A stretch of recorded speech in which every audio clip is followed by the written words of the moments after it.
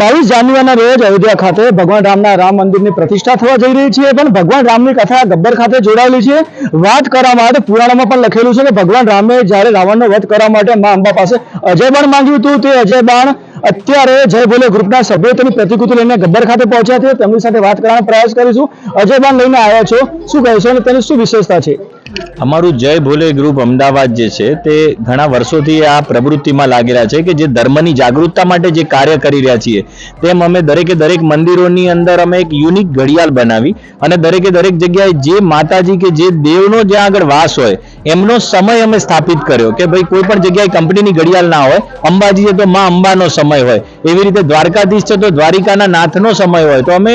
ત્યાંથી લઈ માની પાદુકા સુધી કે સુવર્ણનું મંદિર હોય તો માની પાદુકા પણ સુવર્ણની હોય તો માની સુવર્ણની પાદુકા આપવાનો મોકો પણ માં જગદંબાએ જ આપ્યો। ત્યારબાદ અમે માની ચામર, તો કે ભાઈ ચમરી ગાયની પૂંછડીના વાળ જ હોય એમાંથી જ ચામર બને, તો તેના પર પણ અમારા ગ્રુપ મેમ્બર્સે રિસર્ચ કર્યા બાદ અમે ચામર બનાવી। ત્યારબાદ અમે વિશ્વનું સૌથી મોટું શ્રી યંત્ર, તો શ્રી વિદ્યાની અંદર જે શ્રી યંત્રનું વર્ણન છે તો અમે શ્રી યંત્રના જે વર્ણન પ્રમાણે જે આદિ શંકરાચાર્યએ જે શ્રી વિદ્યાની અંદર જે ઉપસ્થિત જે એક પદનું વર્ણન કર્યું છે તે પ્રમાણે અમે શ્રી યંત્ર બનાવ્યું। ત્યારબાદ જ્યારે અત્યારે હાલ જે વિશ્વની અંદર જે મર્યાદા પુરુષોત્તમ પ્રભુ શ્રી રામ, જે રાજા રામ કહે છે દશરથ નંદન, તો તેમનું આટલા વર્ષો પછી જ્યારે ભારત દેશની ભૂમિ ઉપર જે જગ્યાએ જન્મ હતો, જન્મ સ્થાન ઉપર જ્યારે રામ મંદિર બની રહ્યું છે, તો ત્યારે માં જગદંબા જોડે એમનો કયો એવો એક પ્રસંગ છે જે રામાયણમાં છે, તો જ્યારે ત્રેતા યુગની અંદર જ્યારે ભગવાન શ્રી રામ અને લક્ષ્મણ જ્યારે અહીંયા આગળ પધાર્યા હતા અને શ્રીંગી ઋષિના આશ્રમમાં અર્બુદાના જંગલોમાં જ્યારે વિચરણ કરતા,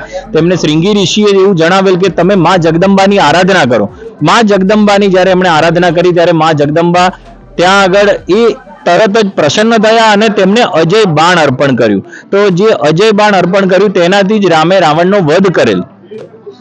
આ અજય બાણ છે તે અત્યારે અહીંયા મા અંબાના મંદિર ઉપર તમે લાવ્યા છો, મા અંબાની અખંડ જ્યોત પર લાવ્યા છો, તેને લઈને હવે આગળ અયોધ્યા જવાના છો કે શું કરવાના છો?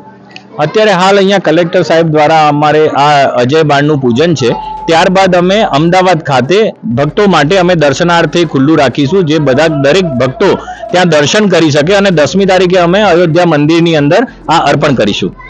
જોઈ શકો છો જય ભોલે ગ્રુપના સભ્યો અત્યારે અંબાજી ખાતે આવ્યા છે, ગબ્બર ખાતે આવ્યા છે અને તેમની મા અંબાની આરાધના કરવા જોવા મળ્યા છે। મોટી સંખ્યામાં જય ભોલે